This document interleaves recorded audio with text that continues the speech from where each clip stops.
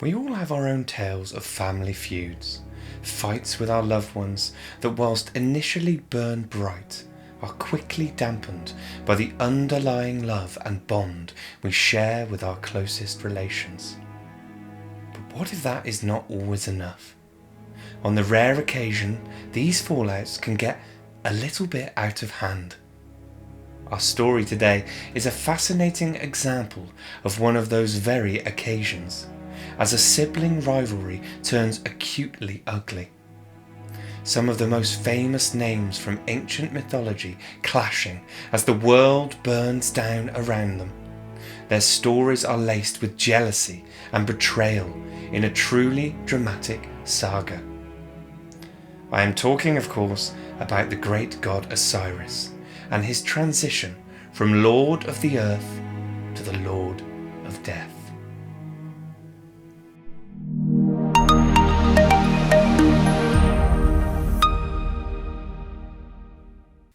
Our story begins, oddly enough, at the beginning. Not just the beginning of the tale, however, but of everything.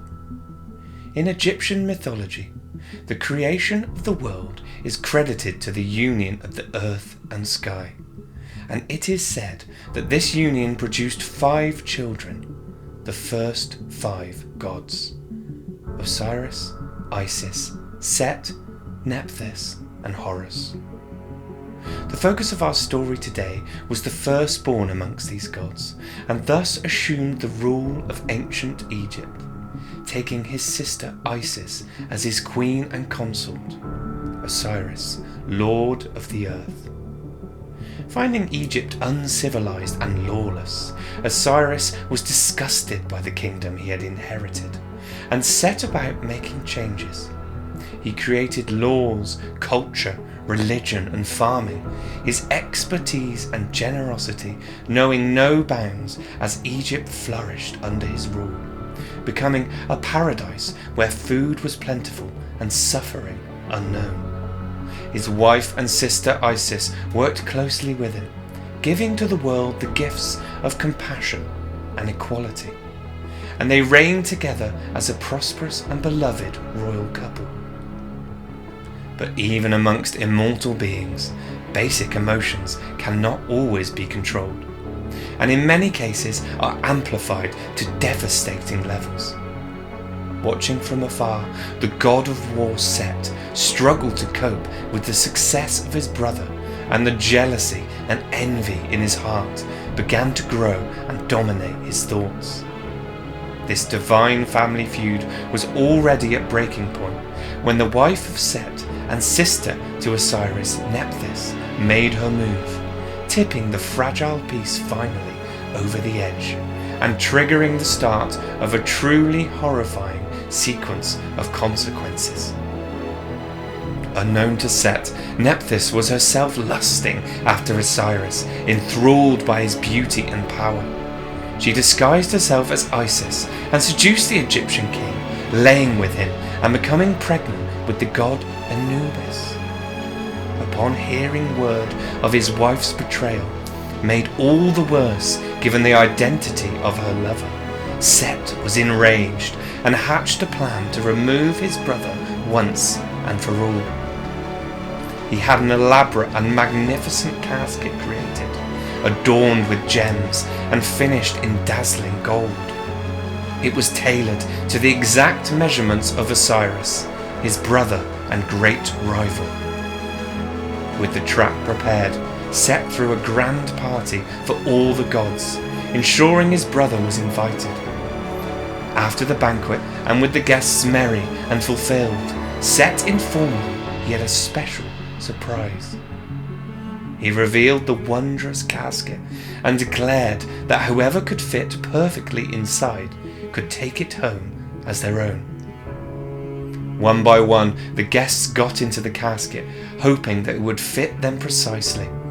But as expected, each was left disappointed.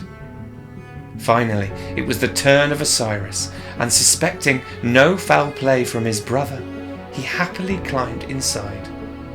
Of course, he was a perfect fit, and before he even had a moment to celebrate, Set leapt forward and slammed shut the casket, trapping his brother inside. Whisking his prize up into his arms, Set charged from the party and rushing outside through the casket and the god it contained straight into the great river Nile. He watched in glee as the golden box was captured by the current and swept away out of sight.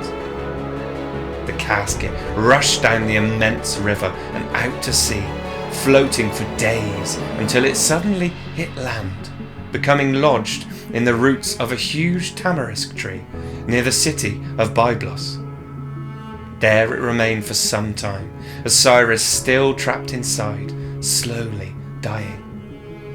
The tree grew and extended around the coffin until it was completely contained within its roots, hidden from view. It was at this point that the king of Byblos passed by the tree, declaring it magnificent and demanding it was cut down and brought to his palace to be made into an ornamental pillar. And so it was. Osiris found himself permanently stuck, hopeless and unable to break free, buried inside a coffin, inside a tree, inside a pillar, in a distant foreign palace. Time continued to pass, and his life eventually gave out. The dead lord of the earth, frozen in time, his presence unknown to those that walked around him. During this time, Isis had fled Egypt herself in search of her lost husband. Set had taken the throne, and Egypt had since fallen from his prosperous and peaceful perch, descending into chaos and poverty under the rule of the god of war. The harmonious reign of Osiris and Isis, a distant memory, a story of hope told to children to dull the pain of reality. Isis had searched far and wide, desperate and in pain, but to no avail. She had not been able to find any trace of her missing husband. Eventually, she happened across Byblos, and disguised as an older woman, she sat down by the shore to cry for her lost love. Spotted by royal handmaidens who did not like to see an older woman in such pain, they invited her into the palace. She spent time within the city and gained the trust of the king and queen, becoming the nursemaid for their young sons. It was during this time that she discovered Osiris, sensing him in the magnificent ornamental pillar.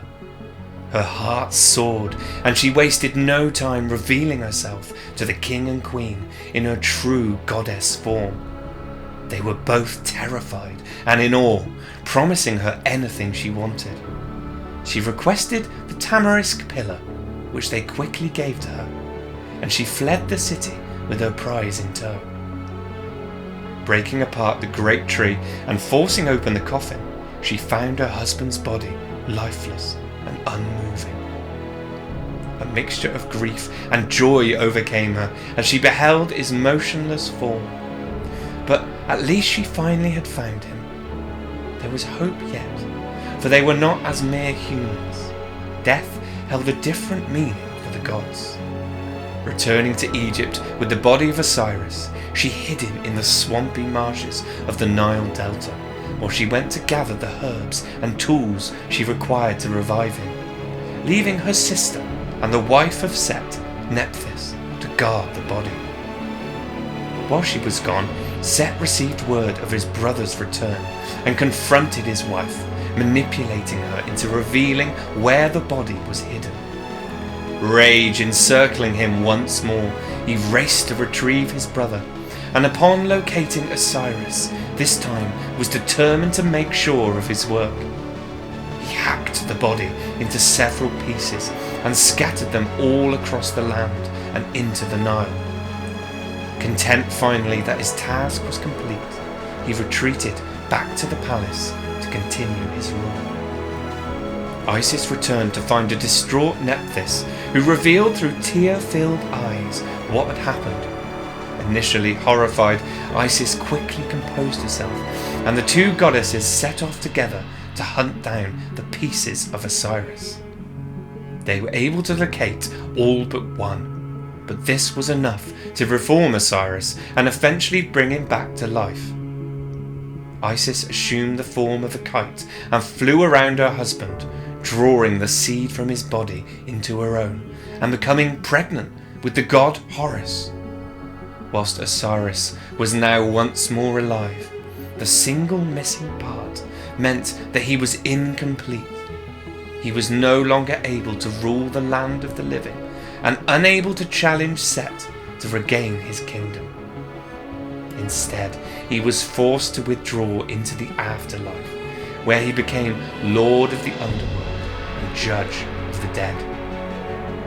He had been the Lord and God of so many amazing, vibrant, wonderful things in his time on the earth, but never death itself.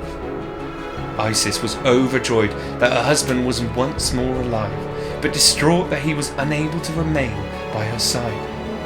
But her time for grief was short, as she gave birth to their son Horus and was forced to focus her attention on ensuring his survival, desperately hiding him from Set as he grew into a strong and powerful young god. In time, Horus would rise to challenge Set and attempt to reclaim his father's kingdom. But that is a story for another day. Instead, let us focus on the tragic tale of Osiris, who represented so much that was glorious and good about the gods and their rule over Egypt, and of Isis, who fought so hard for the man she loved, never giving up, determined to bring him back to life when all hope had lost. While she succeeded in her mission, fate still somehow managed to taint her story with a cruel final act. From Lord of the Earth to the Lord of Death, Osiris endured quite the transition. His name is yet one of the most revered and well known of the entire Egyptian pantheon, worshipped for centuries, and despite his downfall, he is remembered as a great and benevolent ruler. His life marked the beginning of a truly enthralling legacy that would produce some of the most captivating stories ever told, and remind us all that there is always hope. Thank you for watching this video. I really hope you enjoyed the story. If you did, it would be great if you could give it a like and subscribe to the channel. Remember to make sure you hit the bell when you subscribe so you don't miss any future videos. Please let me know in the comments your thoughts on the story, or let me know any other great stories you would like to see told in future videos. Thanks again for watching.